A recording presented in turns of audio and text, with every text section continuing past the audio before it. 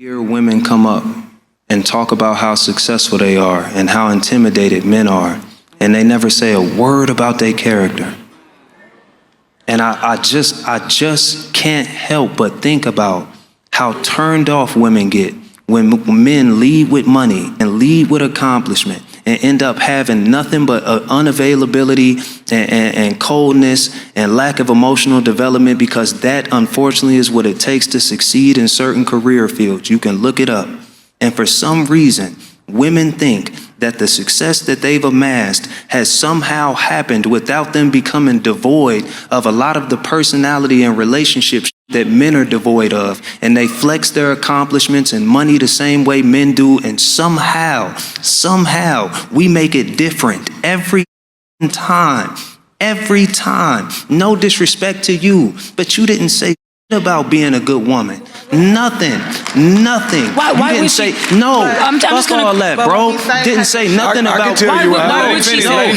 This is about a larger point. This is not about her as an individual. We don't hear I'm successful, I got my degree, and I've been in therapy the last 3 years working out my issues. I just bought a house, and I also identified my childhood trauma and it took inventory over my baggage, and I got it out the way. Oh, also, I'm loyal. My time management is on point. I do what I say I'm going to do. I'm considerate. We never hear any of it. What I hear is when say that y'all act like, when men say that y'all have turned into alphas, what we're talking about is the worst parts of manhood. Y'all have taken it on. Now, the problem with men is that we won't admit that those are the worst parts of us too. But shorty, y'all have taken the worst parts of what it means to be successful, and y'all wear that like a badge. Look at what it's done to us. If you need an example of what it looks like to only live in your accomplishments, look at the black men around you. You in a city full of them. Look at how devoid they are.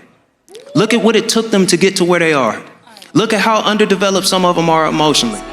This is what you want? Is this what we're going to do, to let accomplishments be band-aids for that? So now that you've listened to it, I don't have too much to share on it. I just want to ask 3 questions. Just 3, not too much, just 3. First one is, who are our examples? Where do we get our point of reference from? Who told us what a man should be? Who told us what a woman should be? Where do we get our ideas from? I know it sounds like a lot of questions, but that's the first one. My second question is, what do we expect when we have the worst of us on display in the showroom for the whole world to see? What do we expect? Right, and I hope you can read between the lines, because I don't want to cause too much of a problem pointing fingers, but really, we have the worst on display, and we don't think that influence our culture in any way.